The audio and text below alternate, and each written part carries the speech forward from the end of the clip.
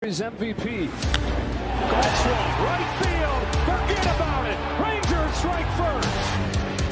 Goes after the first one. Drills a high fly ball. Left center field. This game is tied. From Javier. Seager hits a high fly ball. Deep right field. A bomb into first. One swing.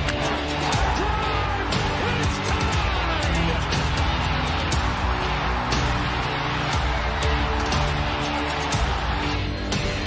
Seager smashes the ball down the line. Goodbye. Now Seager to right center field. Way back there. Good again. Corey Seager does it again. It's Texas Rangers win the World Series. The Willie Mays Most Valuable Player Trophy presented by Chevrolet. Is there any doubt? Corey Seager. Hi, and welcome to another edition of Right on Rangers Live, late night, coming at you after a 9-2 Texas Rangers loss at the hands of the Seattle Mariners. This one got ugly at times. And I thought the Tuesday night game, wasn't that Tuesday night against the Cubs? I thought that was a bad loss. How about this one? I'm not sure which one was worse, Tuesday night against the Cubs or this game. Not a great game all the way around. Really felt like Kumar Rocker's start was wasted. Felt like Rocker actually had some quality stuff today. Really a shame that the Rangers defense lets him down in such a big way. Number of different angles to take there. The offense once again scuffling. It's been a theme. We've been told it's early. It's early, Rangers fans. Don't worry about the Rangers offense. It's only game 15 and probably still one of the worst statistical offenses in the league at this point. But don't worry, it's early. All right, we're going to get into everything here in just a little bit, y'all. Appreciate all of y'all diehards hanging out right now. It's not easy to get on and do these lives after losses, but I do not want to be accused of only coming on after wins. We are here in the hard times and the good times, and y'all are too. It's the mark of a true fan. We're going to get into everything in just a second here. We're going to take all y'all's comments and questions, and I'm sure there's going to be quite a few after a game like this. I'm looking forward to the show. It's always therapy getting on here talking Rangers after an L like this one. But first, y'all know the drill. Here right on Rangers, we cover everything sports, but we put a big emphasis on all the teams we love from the great state of Texas, including the Rangers, and especially the Rangers during the MLB season. Thank you so much for choosing Right on Rangers for all of your Texas Rangers content. Let's get into it. Let's talk Kumar Rocker. Rocker, I felt tonight, had quality stuff from the beginning. You saw Rocker put up a very nice, I believe it was 1-2-3 shutdown inning in the bottom of the first after the Rangers were able to claw across one run. But the first inning, I think, really set the tone for the entire ball game.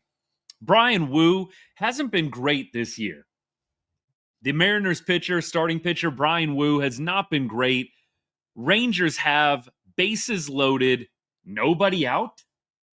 Bases loaded, nobody out in the top of the first inning and are only able to score one run. To me, that set the tone for the entire ball game for how this one was going to go offensively. And sure enough, that is exactly what ended up happening the rest of the game. The Rangers really didn't have a whole lot of opportunities after that. There was a point where Brian Wu had retired 10 straight Rangers. Rangers make it a little more respectable in the top of the ninth. My goodness, though, that first inning is everything that I've been complaining about the last couple of weeks. This Rangers offense is boom or bust. You either get a home run or you get this crazy inability to situationally hit. It's astounding at times watching this Rangers club just be totally despondent without the big home run. I mean, you are either going to get somebody going off like Corey Seager did on Wednesday with 2 bombs, or you are just going to get pathetic ABs without productive outs, without moving base runners, just like you saw on the top of that first inning. That was pathetic. I mean, look, it was really, really tough there. Jock Peterson and even Josh Young in that first inning to do what they did right after you have bases loaded. You've got an error out there in the outfield. Rayleigh and J-Rod not communicating well. It should have been at minimum 3-0. Minimum, it should have been 3-0 at the end of that first inning. And back to Kumar Rocker, good on him. I can't even believe he comes out and throws like he did, considering just the huge letdown in the top of that first. Kumar Rocker, like I said, the box score isn't going to really show it tonight, but I really felt like he threw the ball well. In that bottom of the third inning, you just had so much go wrong so quickly. First of all, you had Leody Taveras unable to cut off a ball, directly led to runs, to 2 runs. It was 2-1 at that point. Then later on, bottom of the third inning, things start to further unravel. After you have the Leody misplay, I'm just trying to be nice, misplay out there in center field, it gets even more interesting. Luke Rayleigh doubling on a line drive to Josh Smith. That made it 4-1. Josh Smith taking a step in on that play, by the way. I don't think Josh Smith probably ends up catching that ball even with a good read, but you could tell first step was in, and that's just Josh's inexperience on that double by Luke Rayleigh that made it 4-1. The pass ball by Jonah Heim. Look, I know if you were listening to the radio, I know that the radio guys were on Jonah Heim's side and said that that should have been a wild pitch. To me, I'm sorry. I know it's a wild pitch, but it was not that far off from Jonah Heim's glove. I guarantee if you interview Jonah right now after the game, he's going to say he should have caught that ball. I don't know. I think the radio guys were letting Jonah off the hook a little bit. I didn't think that was that bad of a throw that Jonah couldn't even make an attempt at catching it. Didn't even look like Jonah went out of the crouch at all on that pass ball. And like I said, it just started unraveling after that Leody Taveras misplay out there where Leody lets it go all the way to the fence. Really don't know what else the Rangers need to see. I said it in a live tweet during the game. What else do you need to see? You've watched Leody Taveras basically allow 4 runs out in the outfield in this week on this road trip. He had the 2 in Chicago on Tuesday night. And in my humble opinion, he gets 2 more to his name for tonight. The misplay on a ball that should have got cut off in the gap. And then being able to go all the way around the bases on that misplay. You have a run scoring immediately after on the pass ball. Just ridiculous. Absolutely ridiculous. I don't even know what to make of the terrible defensive performances that we saw today. Adolis Garcia had a ball just like Leody's that he ended up misplaying as well. That was in the later stages. Doley not able to cut off a ball, taking a very bad angle on a ball, on a ground ball in the gap. The defense was absolutely embarrassing tonight, and I really don't know what is going on with a team that really was extremely well known for outstanding defensive play over the past 2 years. Even last year in 2024, the Rangers played good defense and were one of the top defensive teams. Maybe it's just an off night, but the Rangers defense let down Kumar Rocker in a big way. I would have loved to have seen what happens if the Rangers play that third inning a little bit cleaner. Does Kumar Rocker go 5 innings tonight? Maybe only 1 earned run? It felt like one of those nights where Kumar was going to give you probably 5 or 6, maybe 1, maybe 2 runs. But when you give a team like Seattle all of these opportunities, they did exactly what the Rangers weren't able to do. Take advantage. You had a misplay out there by Leody. Luke Rayleigh hits the double to seal the deal, make it 4-1. Before that, you had the pass ball by Jonah Heim. Seattle was able to do what Texas was not. Take advantage of mistakes. Texas can't do it in the first inning. That was a circus to start the ball game from Brian Wu And then from J-Rod and Luke Raley out there in the outfield with the ball bouncing right between them on the miscommunication. I mean, look, they were serving this game on a platter to us in the top of that first inning. Just disappointing. Really disheartening loss. The score, I feel like this game was much closer than the score actually shows. This game was 4-1, 5-1 late. And you just never felt like the Rangers were going to mount the comeback. I can't say, as I watched this entire game, I really ever got too much hope at any point that the Rangers were going to be winning this ball game. And look, 4-1, 5-1 is not impossible. It's not impossible. But I don't know. Maybe y'all let me know. Did anybody have hope at 5-1 that we were winning this ball game? I didn't. And I feel bad saying that out loud, but that is where I am at with this offense. Like this offense, you need to get out to a 2-0, 3-0 lead and then have a really good pitching performance. And maybe they'll get that tomorrow from Nate Eovaldi. But tonight, ain't it, man. And look, I think Rocker pitched well enough to keep the team in the game. But when you've got a circus out there in the outfield, just in the field in general, it's not going to go well. And a young pitcher like that, you can't fault them. Miserably let down Kumar Rocker tonight. All right, y'all. That is the opening rant. Let's get into the comments and questions. So I'll start with YouTube, TikTok. I know I'm about to catch up with all y'all, so hang out. Appreciate all y'all. Thank you for the comments, and thank you for everybody that's followed so far. I've already seen a couple of people follow since we went live. Thank you so much. Share this with a Rangers fan that needs some therapy tonight. You know a Rangers fan, you know a diehard that needs to talk this one out. Share the live with them. All right, here we go. When I think the offense starts to get hot, they do this. Yeah, look, last night it had a few nice moments, but the Rangers just do not hit well in Seattle. Like Corey Seager was 0 for 29 against Seattle before the two back-to-back hits against Brian Wu to start this game. They showed some of the Rangers' numbers since 2020 against Seattle. Abysmal. Like slugging percentage in the 300s. Appreciate the gift, by the way. Who's that? Appreciate you, man. Thank you so much. Thank you for the gift. I mean, this team does not do well hitting up in the Northwest. I've said it multiple times over the course of the past 3 days. Whatever it is. Never felt like the Rangers went to Oakland and had a great offensive series. And whenever we go up to Seattle, it feels like it's always a low-scoring game. We maybe squeak it out with great pitching, but always feels like we're scoring 2 or 3 runs every single game when we're up in Seattle. Something about that ballpark, man. I don't know if it's the weird slanted batter's eye or what it is, man. But Texas just cannot figure out how to hit at T-Mobile Park.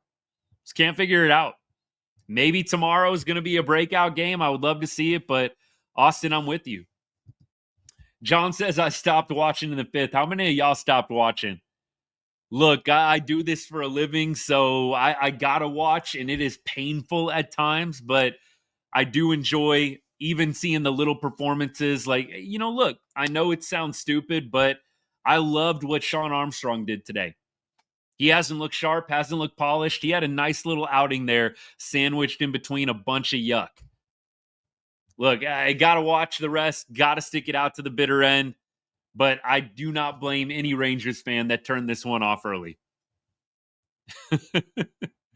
Natalie, what's good? They want Leote to have it, but he just doesn't. I totally agree. I've made the joke multiple times. Find you somebody that loves you like the Rangers love Leote Taveras. Like the Rangers front office and coaching staff loves Leote Taveras. I don't know what else you need to see. You had a strikeout on a batter's infraction last night. You had a misplay last night. You had a misplay tonight. Like, what more do you need to see? I do not understand at all why Dustin Harris is not getting ABs. I know that he came on late to left field. For the last couple of innings there, but why is Dustin Harris not starting? Start Dustin Harris, please. Look, if you had enough confidence in the guy to bring him in a late inning situation last night, that was a big spot last night for Dustin Harris quality AB, 7-pitch AB from Dustin. If you had enough confidence to hit the guy in a clutch spot late, have enough confidence to go ahead and start the guy. There's no reason to start Leote tomorrow. Absolutely zero.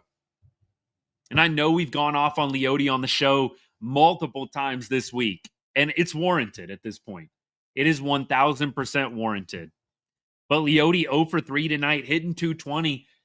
This dude is not doing it for you defensively or offensively. And look, the errors don't show up. And I know those of y'all that watch the game and know the game, we know you see a 0 in the error column today for the Rangers. But in all reality, there were about 3 or 4 errors made by the Rangers defense tonight. So I know Leote doesn't get an error for that, but it's an error. It's an error. You allow an extra base. You allow a runner to get into scoring position to score. It's ridiculous. It doesn't show up in the box score, but these are the kinds of little things that you just can't have from a center fielder who isn't even hitting well. It's a 220 average, a 506 OPS. This dude is not even hitting well, and he's costing you runs out in the field. I do not get it at all. Need to trade for someone that hits for contact. Austin, this is actually an interesting point. Somebody that hits for contact. I've been a fan of this really since last year when the Rangers really started getting into these ruts of boom or bust, home runs, or just absolutely terrible situational hitting, strikeouts, unproductive outs. And I was a big proponent of getting some contact hitters in the lineup. Now, look, Jock Peterson, I wouldn't necessarily say he's the contact hitter type. He's a guy with a little bit more pop, but a guy that you thought put the ball in play pretty consistently. Jock Peterson, though, right now is unplayable at the top of the order. Like, for me, I don't understand at this point. There's a lot of focus on the players and how they're not hitting. I think we've got to start turning it over to the coaching staff. And I wish that media would put their feet to the fire a little bit more. I know Bochy, super nice dude. You got to respect his acumen and you got to respect everything that he's accomplished in the game. But why are we being stubborn about the lineup? Why are we being stubborn about Jock Peterson hitting top 5? Dude is not doing anything for you in the top 5 right now. You don't need to necessarily bench the guy. I would personally, but can you at least stop slapping us in the face and hitting him in the top 5 of our order? I don't know if that question has legitimately been asked to Bruce Bochy. Why are you hitting Jock Peterson top 5? Why are you batting Marcus Semien leadoff? Semien was 0 for 3 again tonight. I know that he walked to lead off the game and it was able to score a run, our first run of the game, but look, 0 for 3, Semien 123 average, 387 OPS. That's your leadoff hitter, man. It's your leadoff hitter. I do not understand those 2 moves. Actually, those 3 moves don't get Jock Peterson continuing to hit top 5. Do not get Leote Taveras continuing to start over a guy like Dustin Harris. When Wyatt Langford comes back, Leote does not need to be in the field any longer, period. But right now, you should be giving Dustin Harris Leote's ABs. And then I don't get Marcus Semien in the top spot. Those 3 moves right now feel very important. And you only can hope that Bruce Bochy wakes up tomorrow and decides to do something different in the lineup card. This ain't it. And it's not cute anymore. They're going to get going. You know that they're going to eventually turn it around. You know, Bruce Bochy, such a nice dude, but come on, Boch. Like, let's move things around a little bit. You cannot continue to trot out this same lineup and expect different results. It's ridiculous. It's insanity. I'm not going to be shocked if it's literally the same order, though, tomorrow. Maybe we'll see a Seager off day tomorrow. Boch usually likes to give some guys Sundays off, so maybe we'll just see a different lineup by the nature of the fact that it's a Sunday getaway day, and we usually rest guys on Sunday. But it wouldn't shock me if Boch trots out literally the same thing. It's a stubborn coaching staff, man. And maybe Bochy's staff is the only one. And maybe stubborn is a harsh word. Maybe you want to say loyal instead if you're trying to be nice. But this is a stubborn coaching staff, man. They do not change very rapidly or quickly. And it is a legitimate concern of mine. Are we going to look up? It's late May, early June. The offense still stinks. And you're still hitting Marcus Semien first while he has a sub 200 batting average. It's a very real possibility. I keep waking up expecting a different lineup. It just isn't happening. We keep going. Let me go through. Let me make sure I got everybody. Texas Rangers enthusiasts, what's good, man? Thanks for tuning in. Appreciate the comment. The comment is, I think we need to call up Evan. Dustin is good, but Round Rock isn't even playing him. I heard that Evan Carter hurt his hand on a hit by pitch or something like that, and that's why they haven't been starting him. I got that from a comment on X. I posted Evan Carter hasn't started the last 3 games for Round Rock. He pinch hit on Thursday and hit a home run in his pinch hit at bat, but he has not started in the last 3 games. He didn't start last night, and he didn't start tonight. So I don't know what's going on. Maybe it is the injury. I mean, Evan Carter's hitting 115 right now at Round Rock. I don't know if Carter is the guy that you want to bring up at this point. I know that personally, I'd rather see Evan Carter stay down, maybe come up in May or June. I wish Evan Carter was right. If Evan Carter was right, I do think that would solve at least a couple of issues for the Rangers right now. But he's not right. And I don't think calling Evan Carter right now, calling him up, is super helpful. Yeah, Brian Wu should have been gone in the 2nd or 3rd inning tonight. I know, Big Game James, I know you're flashing that up there. Wu should have been gone, man, in the 2nd or 3rd inning. Rangers should have tattooed him for 3 or 4 runs early on. You could have bunted 2 times and made it 3-0. I mean, seriously. You could have bunted back-to-back times with the bases loaded and probably squeezed across 2 or 3 runs. I have no idea what the Rangers were doing with their at-bats in that 1st inning after they got the bases loaded. Bad. Just bad ABs, man. Texas Rangers enthusiast says, we need Langford to get back soon and fix this problem, but we need Jock and Jake to wake up. Harris definitely start over Leote, 100%. Jock and Jake do need to wake up. Like, those were the 2 big acquisitions that supposedly were supposed to shore things up for us, right? It supposedly was supposed to make a difference. Not happening. Again, a reel that I put out a few days ago. If Jake and Jock don't hit, how much different is this lineup really going to be from 2024? I know that's pessimistic, glass half empty to say out loud, but I think you really have no other choice but to face it.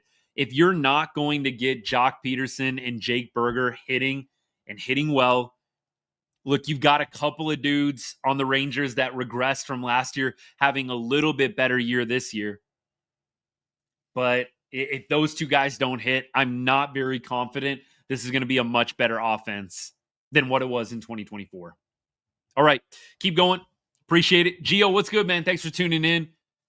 Garcia, Seager, Young, Smith were good today. Rangers are now 1-4 in the last 5 games. Jock Peterson hitting and Tavares defense are bad. Yes, sir. Appreciate the comment, Gio. Thank you so much. Good to see you, my friend. Yeah, look, there were some bright spots. And look, the damage in the 9th inning, I definitely still appreciate the ABs from Young and Berger, but too little too late, especially for Berger. Josh Young's been hitting, right? Josh Young's been doing the right things up at the plate since he came back from injury. Jake Berger, look, I like the single in the 9th to drive in Josh Young, but too little too late, man. We could have used that early on in this one. So I'm glad Berger gets on base there. 1 for 4 tonight with an RBI. It ends up looking a little bit more respectable for him, but come on now. We can't wait to the 9th inning to get your first base hit of the ball game. Like, when the game's over, basically, right? All right, we keep going. Eric, what's up, man? Hey, enjoy these 2 wins, brother. Appreciate you showing up. Eric says, I'm surprised we won both games of this series. Look, I do think tomorrow, new day. Gilbert is tough. I can't say I feel awesome about the Rangers' chances against Logan Gilbert, who has pitched very well against Texas, going back to last year especially. Nate Eovaldi on the bump.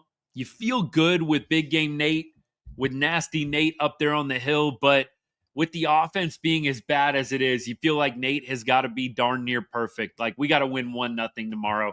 That's what it feels like you got to do with Nate Eovaldi on the bump. Like, it's got to be a 1-0, 2-0 ball game. And, we get out to an early lead and Nate just locks it down for 7 or 8 innings. And then we turn it over to the bullpen guys. That is like the recipe going back to last year in 2024, what we would have to do. It's like last year, get up 3-0, 4-0, or 3-1, 4-1, pass it on over to the bullpen, win the game 4-1. That's like what we did like clockwork last year. I really was hoping it wasn't going to have to be like that again this year. Yeah, Austin, a couple games in a row, we've had lots of guys on the bases. Look, it was 12 opportunities last night with runners in scoring position. Tonight, you had, looks like, 9 opportunities with runners in scoring position. So you have the opportunities, just not cashing in. The Rangers were actually 3 for 9 with runners in scoring position. That doesn't look terrible. Berger's RBI single in the top of the 9th makes that a little bit better. Otherwise, you were 2 for 8 with runners in scoring position up to that point. And I think that they get a little bit generous because that ball that dropped in, was that Adolis Garcia in the top of the first? Yeah, that was Dolly, right? So technically, I think Dolly gets a hit with runners in scoring position there. In my opinion, the Rangers tonight, it's more like 1 for 8 with runners in scoring position. Like 3 for 9 looks a lot better than what it really was. Dolly's hit in the first inning was with runners in scoring position, the one that should have been caught for an out. The Rangers were not that good tonight with runners in scoring position. So a little deceiving there. Keep going here. Appreciate everybody hanging out. Thank you so much. Let me get to TikTok. I've been neglecting y'all. I'm not trying to give off the impression that I'm not checking any of y'all's comments. I saw a few come across, so let me catch up here. We got to fix something. I totally agree, man. Cash Alt, what's good, man? Yeah, we got to fix something. I said Marcus Semien, moving him down. To me, I don't know. Maybe there's more to it than that, but your leadoff hitter's going 0 for 3 and hitting under 130.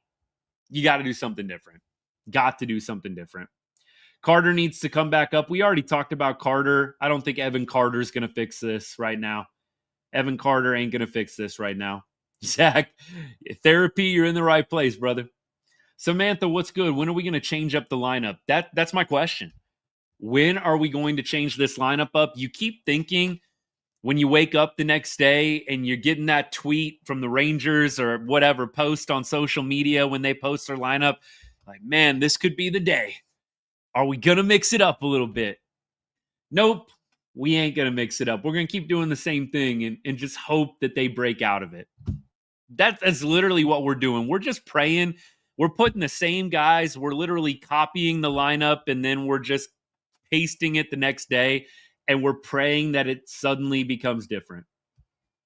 Rangers 8-34 at T-Mobile Field since 2020. I saw that stat. Big Game James, appreciate.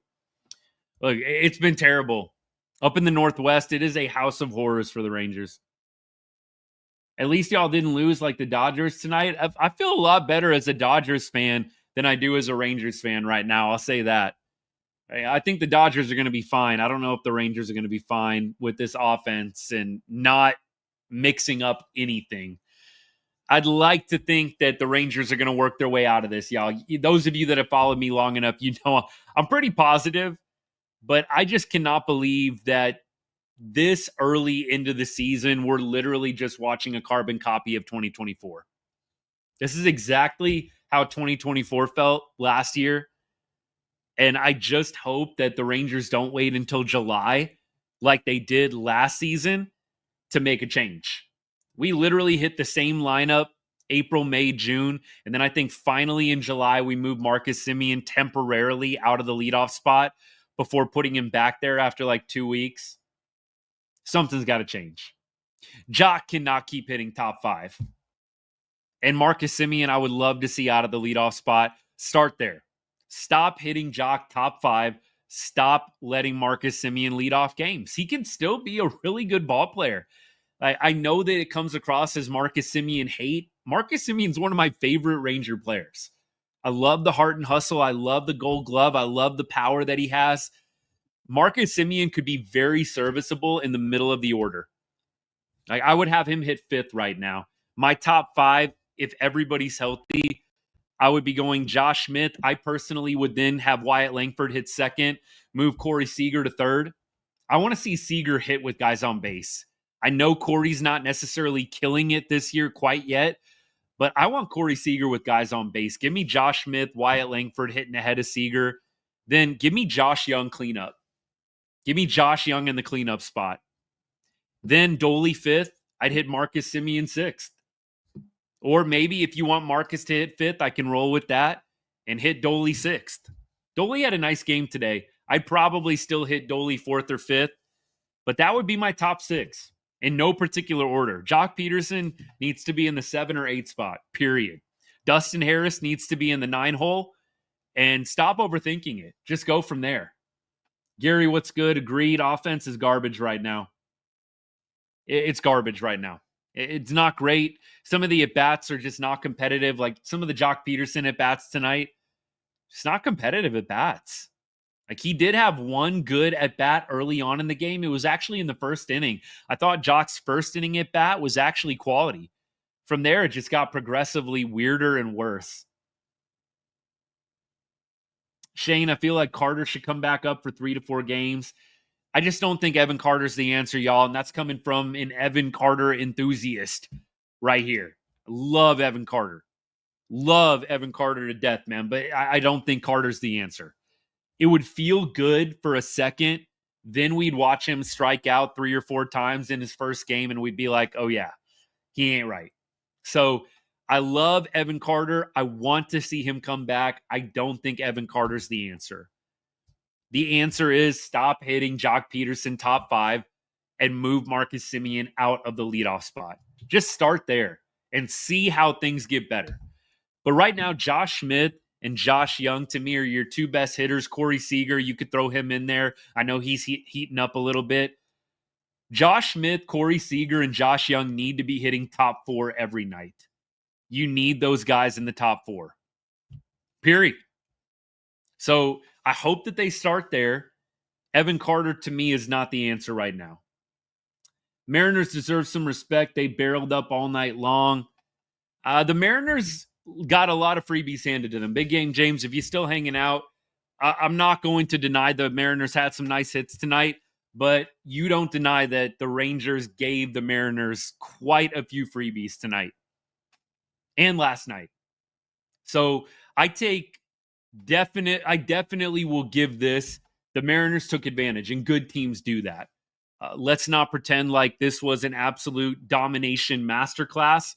The Mariners got handed quite a few runs tonight, and the Rangers were terrible in situational hitting. I don't think Brian Wu was just this crafty pitcher that managed to Houdini act that first inning. I think you had extremely terrible approaches from Rangers hitters. Brian Wu on the ropes, and you didn't take advantage. So, look, I don't feel like I'm disrespecting the Mariners when I say the Rangers gave away this game tonight. They gave it away, absolutely. Things were not going awesome against Kumar Rocker early. There were a few hits here and there. The defense 100% contributed to Kumar Rocker leaving the ball game early. And when you continue to give teams runs with 2 outs, you're generally not going to win the ball game. Gustavo can't stand Leote. I'm there right now. Carson Kelly is killing it. And look, Jonah Heim, 0 for 270 average. The catching hasn't been the issue, and Carson Kelly wasn't a whole lot better throwing out runners. So I do look and see what former Rangers are doing, and Carson Kelly having a good year. Good for him. Nate Lowe, same thing, but those guys wouldn't be fixing this offense right now. Let's be real about that. I'm not saying, Gary, that you're saying that, by the way, but Carson Kelly, Nate Lowe, they're not fixing this, man. They're just not. Right now, like I said, the big struggles are you've got two hitters in the top 5 of your lineup that are playing terrible right now. Keep going. Can't win in Seattle. Had our number. Yup. Keep going. They really need Bradford in the rotation, but don't think he'll be back for a long time. Look, Cody Bradford to me is a solid arm, but I don't think Cody Bradford's going to be a savior for this team either. Cody Bradford was really, really bad on the road. Like, I don't think if Cody Bradford started in this series, we'd be getting an outstanding start from him. Cody Bradford was really good at Globe Life Field last year. He was absolutely terrible in every road start that he made. So for me, Cody Bradford, I don't think is any kind of savior, Big Game James. I'd love to be wrong, but it's the offense right now. Like the starting pitching's doing okay. The bullpen's doing okay. It's the offense, man. And the defense. Honestly, tonight, the defense was a big factor as well. Earthrider, appreciate the follow if you're still hanging out. Yeah, I would agree, Gary. The stuff for Rocker has not been insanely good, but tonight I thought that he pitched competitively.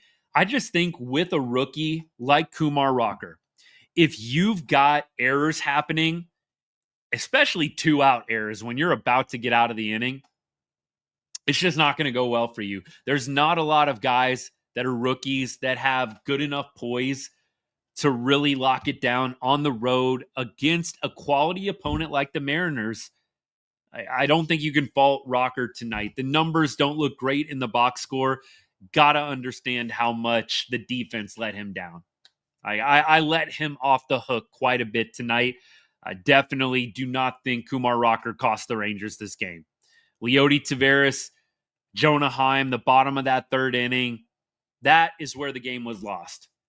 We could have got out of that inning maybe with the score at 2-1.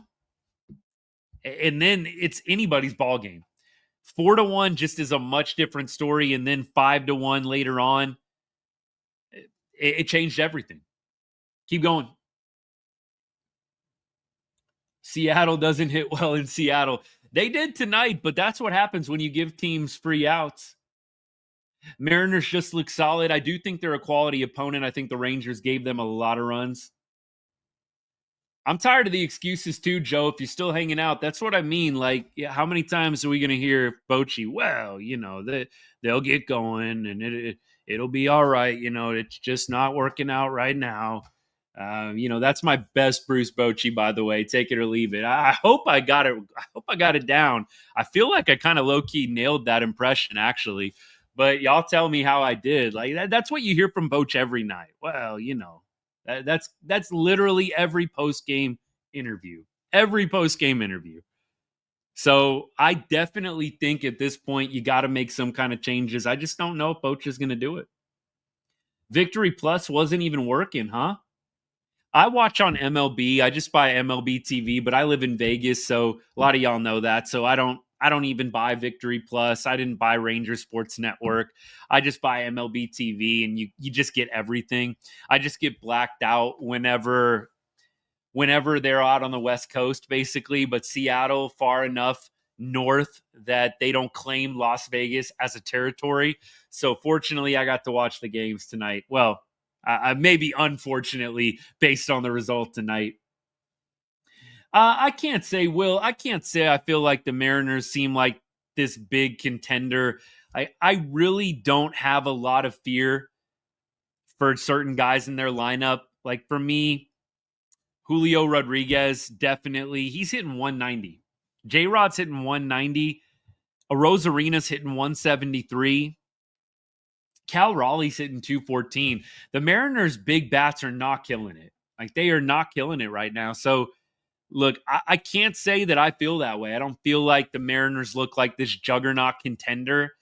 The Rangers could beat the Mariners. I think it goes both ways, obviously, but I don't get the feel like the Mariners are this team that can't be beat. I feel like the Rangers are beating themselves a lot in this series.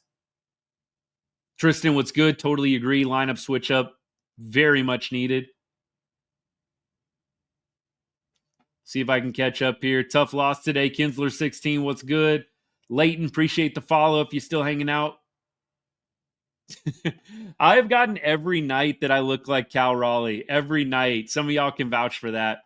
Look, I'll say it every time it happens. Keep comparing me to multimillionaires. Maybe I'll be there one day. All right, y'all. Let me scroll back a little bit. Man, a lot of follows during the live. Y'all are awesome. Thank you so much. Appreciate that. Rangers are my AL team. Hey, I like that. Padres are probably my NL team.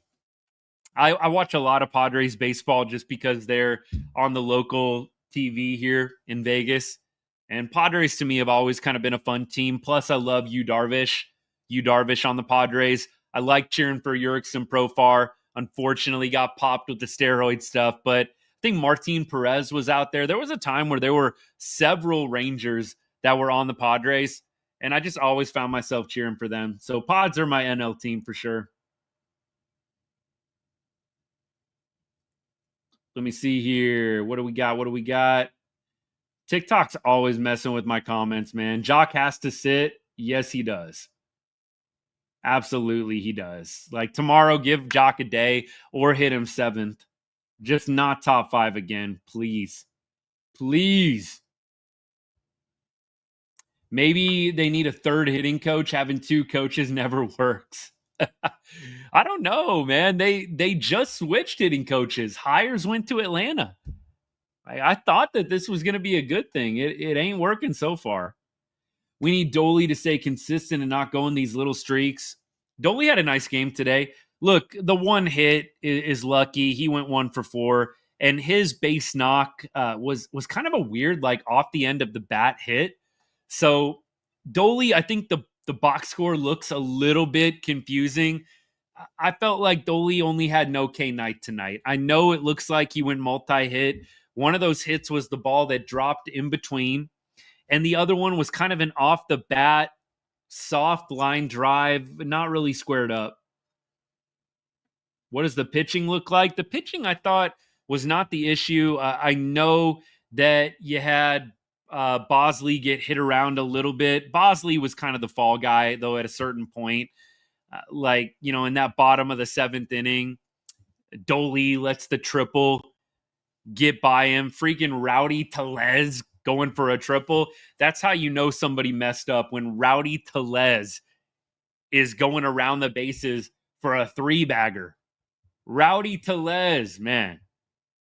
And by the way, Rowdy, 107 average on the year. Like, look, the Mariners lineup looks and feels a lot like Texas's right now. You've got a lot of guys in the ones. They've got 1, 2, 3, 4. Seattle has 6 guys hitting below 200 in the lineup. Rangers have 1, 2. Rangers have 2 guys right now. Jock Peterson makes 3. Rangers have 3 guys hitting below 200. Mariners have 6. Like, this isn't a great lineup. It's got some big names, but this lineup for the Mariners is not hitting well right now. And when you're giving them extra outs, it's just not going to go well. They're not hitting great. You can't give them any freebies. Mariners have 6 dudes hitting below 200. Shane Lowe fixes everything. Look, y'all see my boy right there. I love Nate Lowe. Miss him. But Nate Lowe ain't fixing this. Jackson, Mariners are not taking the division, but enjoy the couple of wins you got. Boch getting soft with old age. Yeah, I don't want to psychoanalyze Bruce Bochy too much, but I know that he is loyal to the vets. I totally respect it. There's something to be said for being a player's coach and having loyalty, but man, dude, it has been 15 games. It's been 15 games, man. At what point are we planning on making a change? Yarrow, what's good? Thoughts on Peterson's performance? Jacques looks lost up at the plate, man. He looks lost. I think you have got to move him down in the order. I'm talking bottom 3, or you have got to give him a couple of days and just let him sit the pine pony. Like, I don't know how you keep trotting him out as your DH. Dude's hitting 077. He's making $17, $18 million a year. I just don't think you're going to see Jock Peterson on the bench for any extended period of time. That's why I think you move him down into the bottom of the order and you just hope he figures it out. You hope somebody forgets about him down there and just starts throwing him some good pitches that he can handle and he breaks out of this. You can always move Jock back up in the order. I know that these lineup changes sometimes get seen as these big monumental shifts. If you move Marcus Semien out of the top spot, you can always move him back. If you move Jock Peterson down to the 7 spot, you can always move the guy back up. At this point, you've got to make a change. Got to make a change. Saw the 077 on Jock and went, what the hell? I know, right? It's like, it's almost like not real. You look at Jock Peterson's 077 average. Like, is this real life? Do we really have a DH hitting 077? Woo! My goodness. Keep going. We just had terrible pitching today. I don't think Kumar Rocker was that terrible. Tricky. I don't think Rocker was that bad. The defense was not good today. There were about 3 or 4 plays today that directly ended up leading to runs. Like, I don't think the pitching was terrible. Look, Bosley coming in, making his Rangers debut. He actually didn't do too bad. I think you're asking Bosley to throw multiple innings, and Bosley is a little bit of a starter, has a starter background. So he was an innings eater today. Bottom of the 7th kind of unravels, but again, you've got kind of a weird chain of events with shoddy defense that really allows that inning to get crazy. The walk to Cal Raleigh to load the bases wasn't ideal. Then you got the pop out from Randy Arozarena, and then the Luke Raley single that ended up clearing the bases, and then the Rowdy Tellez double that got 2 more home from there. I mean, look, Bosley, he was a couple pitches away from really having a pretty good night. So, and at that point, I don't think Rangers were coming back. It was 5-1 late, and it would have been, top of the 8th, 5-1 at that point. How many of us have confidence, even if the game stays at 5-1 going into the top of the 8th, that we're going to string together 5 runs and win the ball game? Did anybody really think that was going to happen? I can't say that I did. I mean, look, 5-1 is better than 9-1. Don't get me wrong, but even if Bosley makes some pitches there and gets out of the jam in the bottom of the 7th, it's not going to be a situation where the Rangers win that ball game. I really don't feel that way. Yeah, Rangers, CL Brown, what's good? Rangers historically can't hit in the park. I said that before the series started. It is just a weird, odd thing. Maybe it's the angled batter's eye. Who knows? You'd have to ask the Rangers guys. I genuinely am curious what's their take. Why are you guys so bad at T-Mobile? Yeah, I got to think, regardless of tonight, and I think that a lot of people are going to be overly hard on Kumar Rocker. I do think Rocker is first man out when you've got guys coming back. So when you've got John Gray coming back, Cody Bradford, I don't know if he's going to be back anytime soon. But look, when you've got those guys coming back, my 2 cents, Rocker's probably going back down to AAA. I really think Rocker would have to come on super strong at this point for you to bring him into the rotation permanently. I think Rocker is probably first dude out at this point. Keep going. Was at the game tonight. Good game. Hey, appreciate that. Appreciate that. You were at the game watching that 077 in action. That's awesome, man. That's awesome. Appreciate all the comments. Zach, what's good? I don't know if you're still hanging out, brother, but appreciate you. Love you, buddy. Peterson Richard is a disaster. 100%. He is a disaster right now. No, 1, 2, 3, 4. I don't think it's time for Evan Carter. It's not Evan Carter time yet, y'all. Bro is hitting 115 in AAA. Love EC. Love Evan Carter. Don't take it as hate. It's just facts. Man's hitting 115 in AAA. Do we really think he's going to come up and kill it? I just can't say that. Evan Carter's not the answer right now. Gio says Bruce Bochy was smiling when the Rangers were down in the game today. And Gio says the coach is too calm. What do we think about that? Somebody else in the TikTok comments said that Boch is getting soft. I do think at this point, somebody's got to start tearing up a locker room, man. You got to wake up. This offense is terrible right now. You've got to wake up. I don't know who it is in that locker room. It was supposed to be Jock Peterson, kind of the boisterous voice. Can't really help out the locker room hitting 077. You're not going to probably hear Jock Peterson getting on anybody hitting below 100. So I don't know who it's going to be. We know Corey Seager leads by example. He's not yelling at anybody. Marcus Simeon's batting terrible. I don't think he's going to be getting in anybody's face. Josh Young and Josh Smith aren't getting in anybody's face. So it kind of, makes you wonder, who is the dude in that locker room that's holding everybody accountable?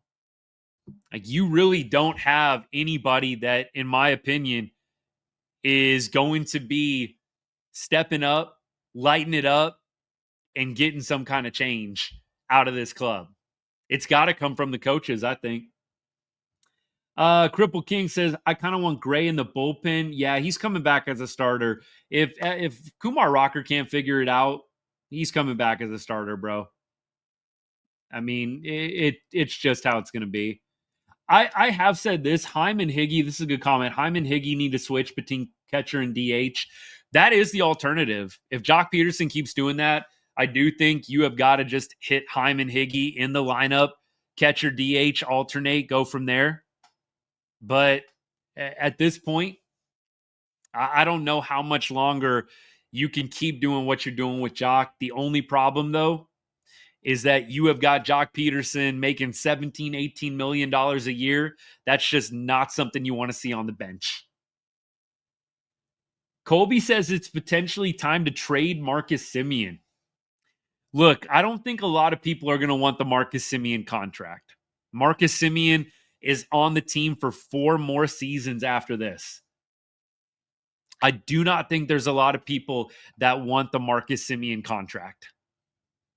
You would have to eat quite a bit of Semien contract on his way out of town. And I just don't think the Rangers want to do that at this point. I don't think there's a big market for Marcus Semien right now. I could be wrong. I think there's a lot of teams around the league that still probably view him as a quality player, as do I. But I don't think there's a lot of clubs looking at Marcus Semien's contract wanting to take that on. Really doesn't matter how good our pitching is when you can't score. Well said. You guys are making my Mariners look like they could hit. Andrew, appreciate that comment, man. So true. That's one of the comments of the night. Mariners got 6 dudes hitting under 200. 6 starters for Seattle hitting under 200. And we are making them look like 300 hitters right now, 100%. Owen, what's good, man? Thanks for hanging out. Sawyer, what's up, man? Thanks for hanging out. Hey, everybody's welcome. Mariners fans, enjoy it while it lasts. Y'all will not be hoisting the AL West trophy at the end of the season, but y'all enjoy these couple wins while they last. As someone who hasn't watched the games, how has DeGrom looked? Rusty. DeGrom's looked rusty to me. Not locating pitches like he wants to. He was getting a little squeezed last night, in my opinion, was DeGrom. But he looks a little rusty. He looks like a guy that hasn't pitched a full season in a few years. We keep going. Look, something to be said here. The defense being as bad as it is hard to blame the pitchers. It's hard for me to blame Kumar Rocker tonight when the defense was as bad as it was. I heard someone say that Jock always starts slow. I don't know about this slow, though. Like, somebody was trying to tell me Marcus Semien, he's always having a bad April. This bad of an April? This bad? It's I don't know. I don't know if I want to hear, oh, he just starts slow. And Natalie, I know you're just passing on the word, so don't take it like I'm coming at you. But this slow, this is pretty bad. Like there's like hitting 225, 250 in April, and then there's hitting like close to under 100. In Jock Peterson's case, under 100. So I don't know if I'm here for the slow start excuses from Marcus or for Marcus or for Jock. It can't be you start this badly. You can hit 225 in April and I'll forgive you. And look, I love all these Rangers players. I forgive them all at the end of the day. But look, it's not an excuse that I'm going to sit here and take. You're hitting 123 or whatever Marcus Semien is hitting. That's not just a slow start. That is a terrible, horrible, embarrassing start. I had so much hope. Blaze, what's good? But they're swinging very bad right now. Yep. Like Marcus Semien, for me, here's what's wrong, or one of the things that's wrong with Semien. Because I know a lot of people are asking, like, what's wrong with these guys? Like, Marcus, to me, is a quintessential pull hitter, right? When Marcus is hitting well, he is taking that inside pitch and he is driving it. He's hitting home runs to left field. He's hitting line drives into left. Marcus is not a push hitter. But right now, you're seeing Marcus Semien swing at a lot of off speed on the outer half, trying to pull it. It doesn't work. And it's why Marcus has had a lot of pop-ups and a lot of ground balls to the left side, because you're trying to pull off-speed pitches on the outer half. Marcus, I think, has got to be more selective.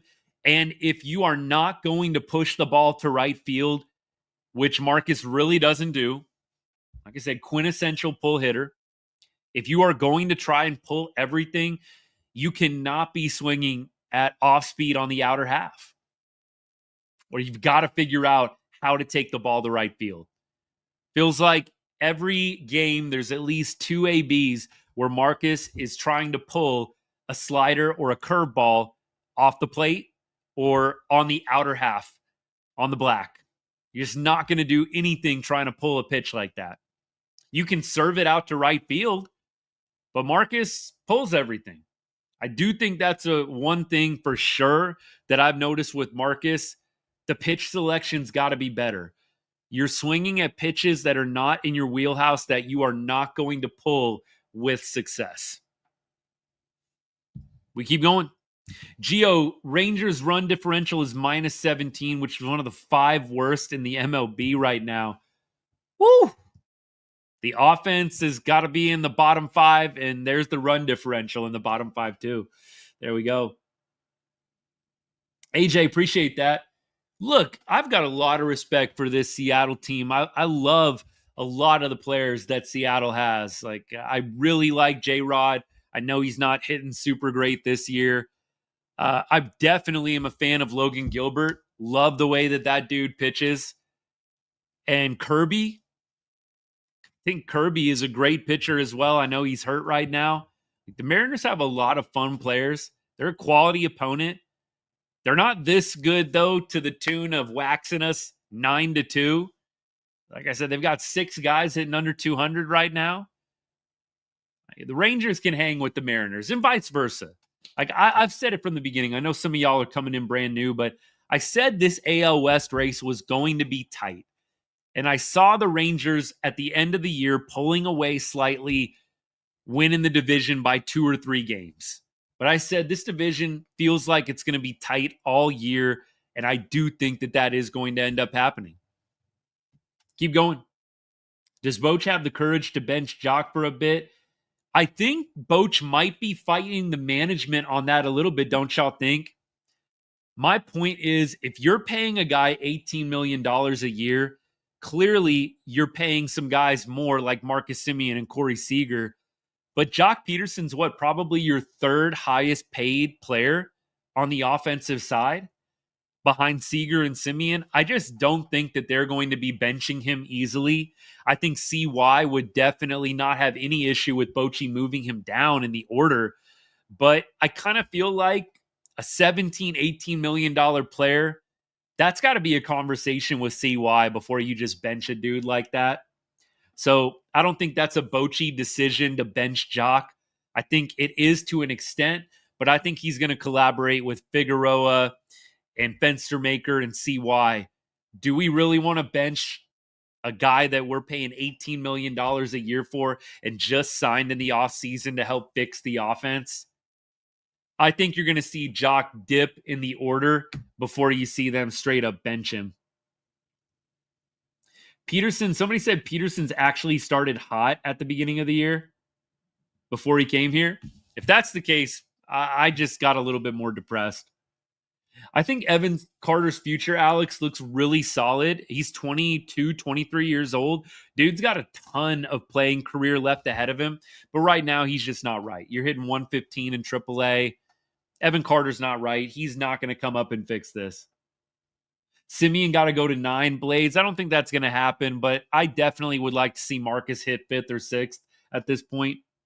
Connor, appreciate the comment. I do think Kumar Rocker is going to be back down in AAA at some point this year. He's probably going to be up with the club until John Gray or Cody Bradford get back. But I cannot see you having Kumar Rocker up all year long unless he just goes on a just absolute tear here over the next couple of months, but I don't see it. Marcus has a swing speed of 65 miles an hour, which is about 5 to 7 miles an hour slower than the average. Is that right? Jacob, I'd have to look at the advanced stats on that. That's pretty bad. It's pretty bad. What do I think about us getting the fastball Hunter Berger and letting Lowe walk? I think that Lowe was getting paid quite a good sum of money. Lowe was going to be, at the time, your 3rd or 4th highest paid hitter. I mean, Lowe was going to make, 10 or 11 million? And the Rangers were trying to play the money game, staying below the luxury tax threshold. I get it. I don't think Nate Lowe is that big of an upgrade over Jake Berger. I think some people would probably say it's a bit of a wash. Myself included, I do think Nate is a little bit more of a consistent hitter at this point. Jake Berger's got a little more pop. I don't think Nate Lowe is that much better than Jake Berger. And so I don't think that paying Nate Lowe $11 million when you're paying Jake Berger quite a bit less makes a lot of sense. Wu looked good tonight. Great outing. Yeah, I mean, he should have been done in the 3rd or 4th inning if the Rangers would have taken advantage.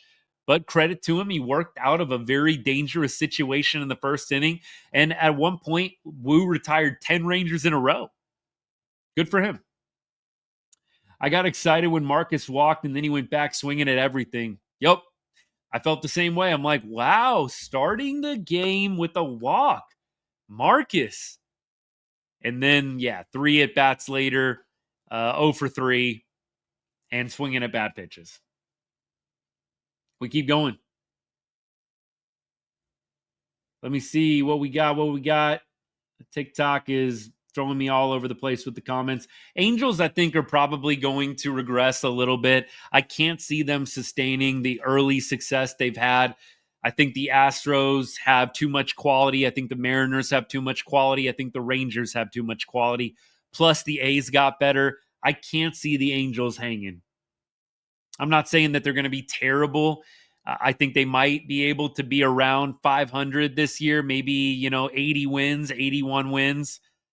I don't think that the Angels are going to be up top with the big boys yet. Chris, thanks for the comments. Peterson, I do know he is streaky. That's what I've heard about Jock Peterson.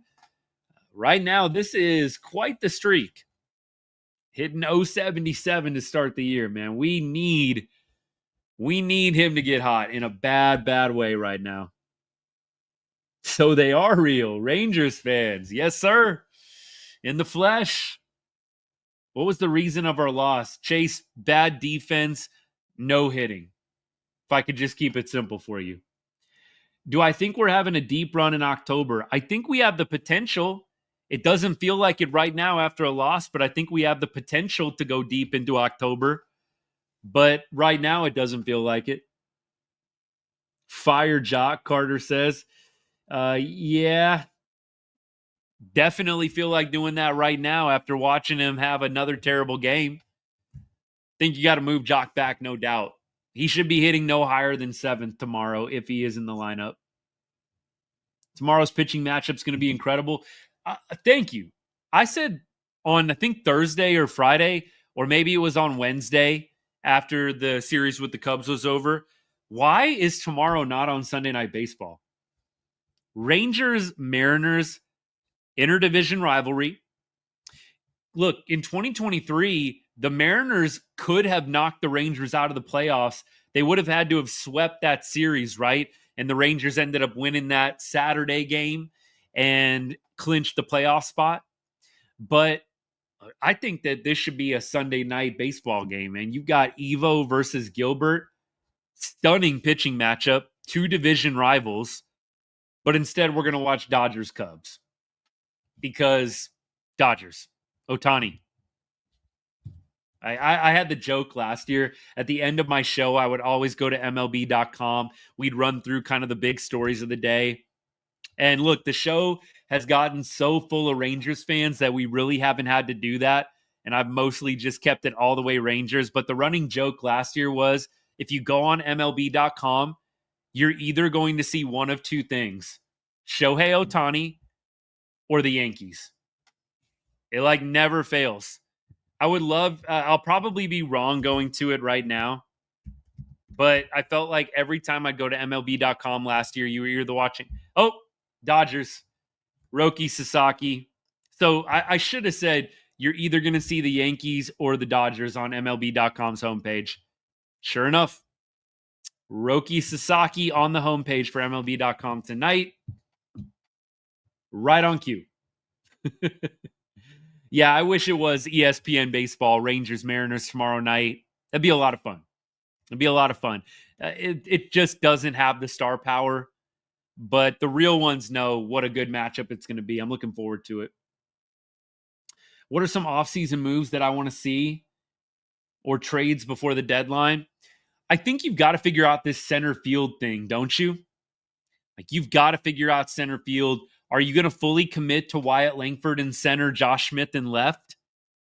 Are you going to fully embrace that? Because that feels like what you need to do right now. You have to keep Josh Smith in the lineup.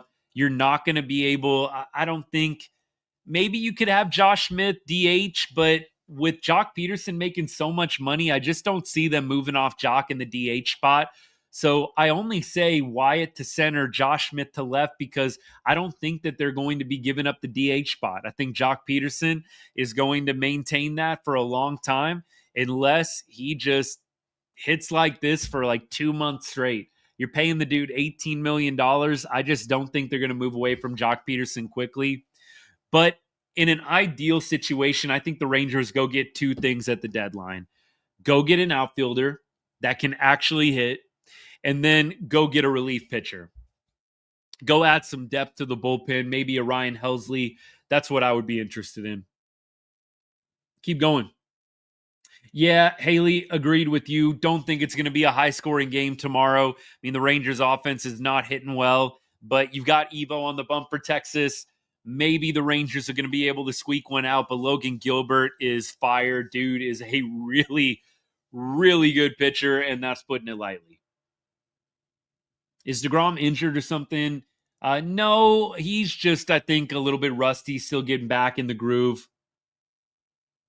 Rowdy Tellez becoming the Rangers' daddy. I made the joke, Rowdy Tellez, you know it's bad when Rowdy Tellez is hitting a triple off of you. Like, you know that it's not a good night when Rowdy is getting a 3-bagger, hanging it on you. Big Game James says, I haven't watched ESPN baseball since John Miller and Joe Morgan. Look, I don't love the ESPN broadcast like I did. Morgan and Miller were classic. Absolutely classic. Love those dudes.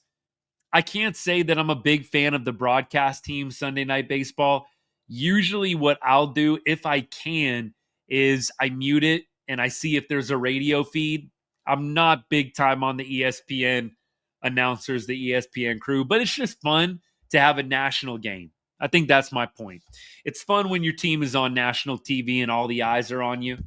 It's just good exposure for the Rangers, but I would 1000% rather listen to Rangers radio than the ESPN guys, no doubt.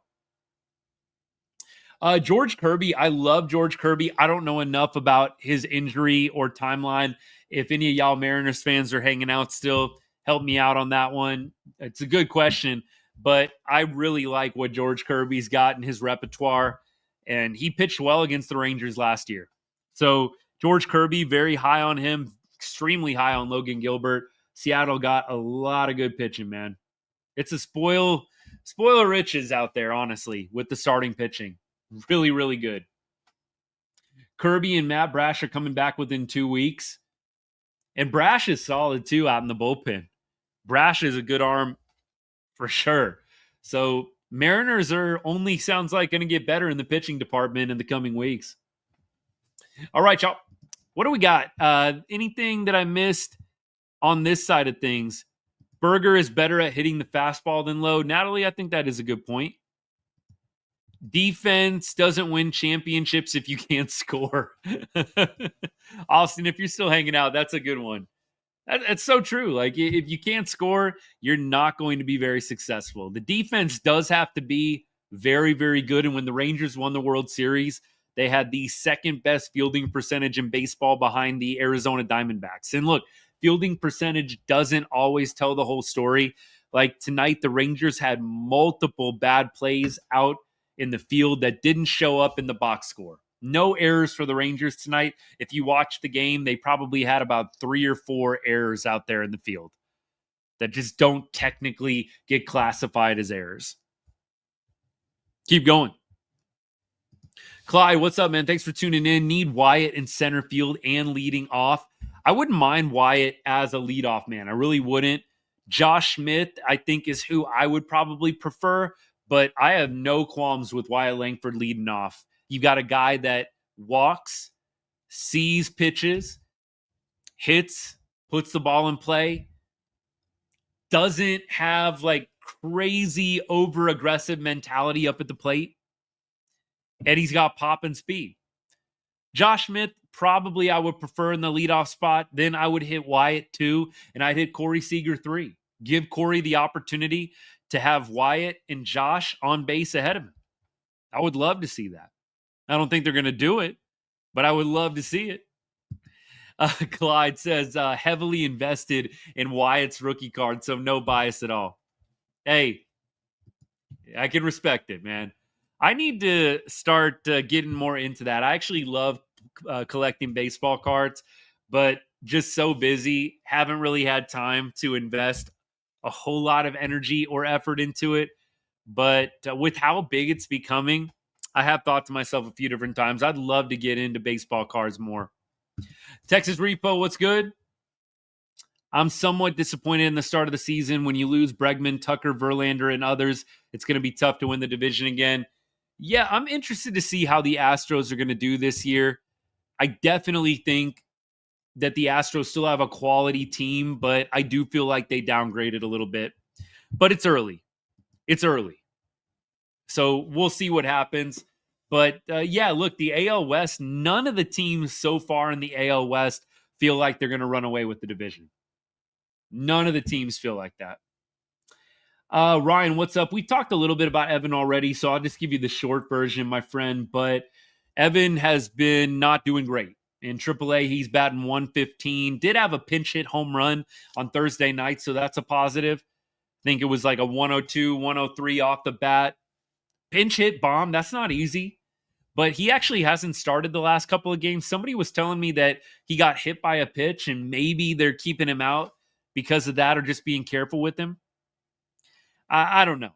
Evan Carter, to me, he needs a couple of months down in AAA. He's not going to come up and be a savior for the Rangers. We keep going. Look, let's take a look at box score. Let's just kind of smooth this one out all the way. Josh Smith, 2 for 4. Corey Seager looked good today. Couple of oppo hits, 2 for 4. We've talked about Jock Peterson. We don't need to uncrack that anymore.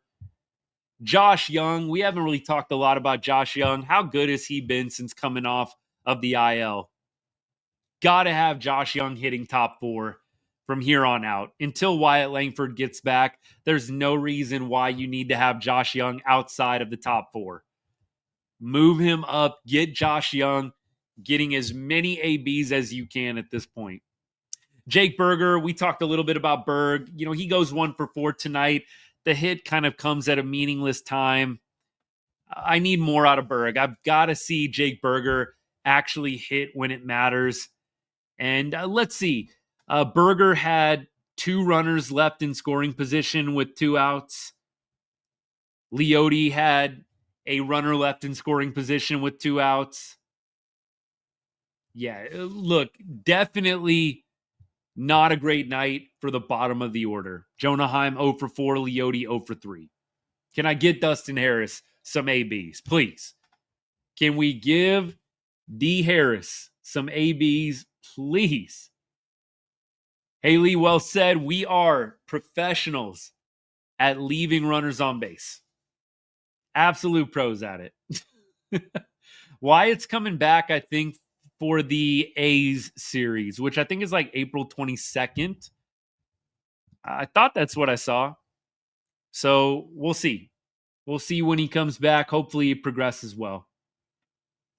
Think Gunnar is going to break from his slump. He's hitting the ball hard, just unlucky. Gunnar Henderson, look, I definitely feel like he's probably going to rebound. Gunnar and some of the big names in baseball, definitely keep my eye on. I would say yes, if you're just asking me for gut reaction. Harrison, what's good, man? Thanks for tuning in. We're wrapping things up, but let me get to this comment here. What do we do about Jock? Move him down. Like 7th, maybe at the highest. I don't think you hit him 5th or 6th or 4th anymore. Like start him at 7. Move everybody else up. Go Peterson 7, Heim 8, Dustin Harris 9. I'm not hitting Peterson any higher than 7th at this point. Just don't think the Rangers are going to bench a guy making $18 million who was supposed to be kind of the offensive savior from free agency, right? I don't think you're going to bench that guy. I mean, look, if it gets really bad, I'm sure they'll give him some days here and there, but at minimum, move him down to the 7 hole and go from there. Go from there. Let's see, tomorrow.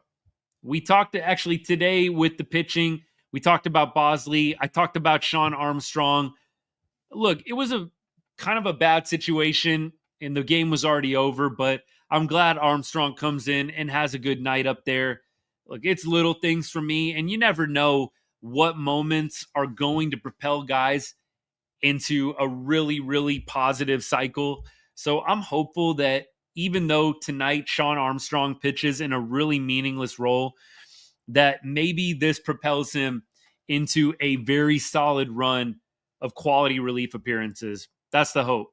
I don't know how much Bosley is really going to be contributing. Feels like he's kind of up as a guy to eat up innings. We'll see, but he actually pitched pretty well tonight.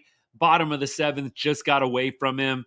Maybe they leave him in a little bit too long, but Bosley actually pitched pretty well and was 1 out away from going 4 innings and only giving up 1 earned run.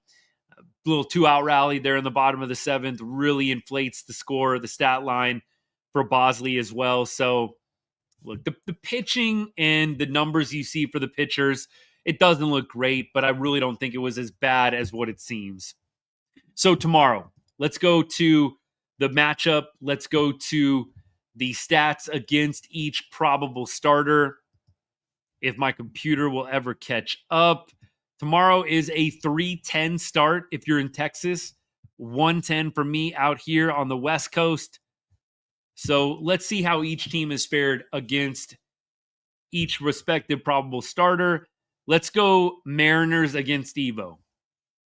Mariners against Evo. You got a Rosarina hitting like 2 for 22. So Evo dominates a Rosarina. You've got Crawford, 143, I believe, 2 for 14. 2 for 14 for JP Crawford against Evo. Garver, 0 for 4. Mastroboni, 0 for 2. Polanco, 4 for 8 with 3 RBI. So Polanco, maybe a guy to watch out for. Cal Raleigh, 3 for 12 against Devo in his career. Luke Raley, 1 for 8. Julio Rodriguez, 3 for 13 with a home run, 231 average lifetime. Tellez, 2 for 8 with a bomb. Evo appears to pitch pretty well against Seattle. So nothing really jumping out to me, making me think that Seattle is going to be having a great day at the plate. Let's go on the other side, though. Against Gilbert, you got Berger, 1 for 3 with an RBI lifetime. Ezekiel Duran, the numbers are terrible, 1 for 11. I don't think we're going to see Duran tomorrow. Maybe if they want to give Corey Seager a day off, I could see us throwing in Duran, but hope not. Garcia, 34 ABs against Gilbert lifetime. I'm not going to be able to do the fast math on this, y'all. Maybe 6 or 7 hits, 2 home runs, 176 average, but 2 home runs. Jonah Heim looks like about 5 for 22, 6 or 7 for 22 with the home run. Higgy is 1 for 2 with the home run. Josh Young, 0 for 10 against Gilbert. Not good from Young there. Not good from the Jungle Cat. Jock Peterson, 2 for 7 against Gilbert. Probably you'll see Jock tomorrow, unfortunately. Hopefully he's down a little bit in the order. Corey Seager, 286 average and 21 ABs. Marcus Semien, oof. Is Marcus 2 for 32? Is that what it is? I got to do the math on this. No, Marcus is 3 for 32. 3 for 32 against Gilbert in his career. Might be a good day to give Marcus Semien the day off. Just throwing that out there. Josh Smith looks like he's 2 for 12. 2 for 12 for Josh Smith, not great. And Leote, I believe, is 2 for 15, but both hits are home runs. Go figure. So there it is. Pretty mixed bag. You've got basically, Higgy and Seager and Jock Peterson, who are the guys that have hit well against Gilbert. But both pitchers, I think, by and large, have kind of dominated each lineup on the other side. So my prediction would be pitching duel for sure. Appreciate the follows, by the way. I see a couple of y'all followed since we've gone live. Thank you so much, Bandit. Appreciate you. Our offense is just not good right now, 100%. 100%. Couple Mariners fans tuning in. Hey, everybody welcome here, talking ball. Appreciate all y'all. Okay, I think that's the show. This was a tough one, but y'all helped me make it through. It's good to let out some of this negativity, some of this negative stuff. I mean, look, it's got to get better, right? It can't be worse than what we saw tonight, tomorrow. Can't be, right? Right? I hope not. We'll be back tomorrow, though. We'll go live maybe in the 8th or 9th inning. So if you're watching the game, want somebody to watch with, I'm your guy. 8th or 9th inning, I'll be live if y'all want to come tune in then. And we'll close things out. Hopefully the Rangers will at least salvage like one game in this series. But it might be a tough one. And then who is it? Angels next week?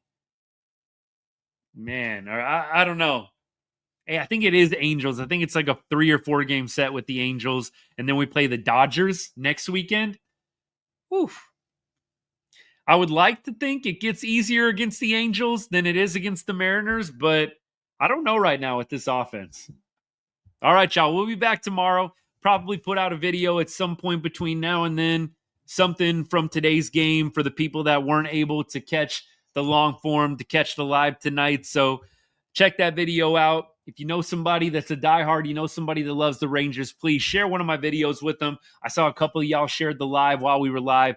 Very, very grateful for that. Thank you so much. Let's keep growing this good group of people we got talking ball, talking Rangers baseball. I really, really appreciate all of y'all. So hope you have a good rest of the Saturday night. Tomorrow's a new day.